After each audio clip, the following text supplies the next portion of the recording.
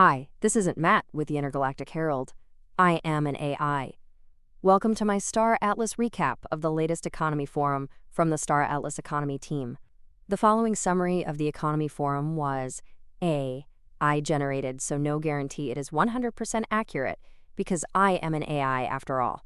If you want to listen to the entire recording, please check out the YouTube channel of Star Atlas TV. Enjoy the summary. Welcome back to the Star Atlas recap. This week, we dive into the latest economics forum, and if the transcript is any indication, the energy was absolutely electric. While the focus was on hard data, the session kicked off with an almost giddy enthusiasm, as the team confirmed they'd just seen the first demo of the new core gameplay loop, C4. The immediate takeaway? It was described as magical, eye-opening, and mind-boggling, a seriously bullish indicator for the future. But first, the groundwork needs to be solid, and that led directly into the main segment, a deep dive into the success of the Open Market Operations, OMO program. For those keeping score, OMO turns Automata into an active participant in the marketplace, buying and selling assets at near market rates. The existential question for the community was whether this new revenue model would cause secondary market prices to dump. The good news? The data, analyzed through complex econometric modeling, confirmed the opposite. OMO assets saw incredible outperformance. Relative to non-OMO assets, those included in the program saw a net positive performance gain of over $20.50, equating to a massive 37 to 38% relative outperformance. Not only did prices not collapse, but the OMO assets were actively supported. Speaking of growth, the OMO initiative has been a runaway success on the revenue side.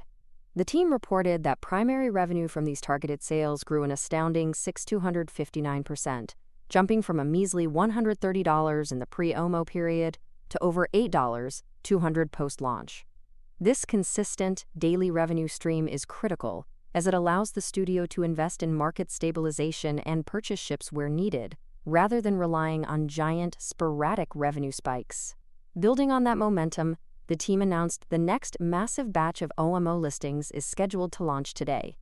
Existing non-crew listings will be removed, and a new set of assets will be introduced with optimized pricing, including all 5 claim stakes: the Armstrongs, IMP, Passenger and Repair, the Fimbleslide BGE, and the Calico EVAC. The discussion then shifted back to future gameplay, confirming key design choices for C4. The team definitively stated that the dreaded LP liquidity pool rewards are gone.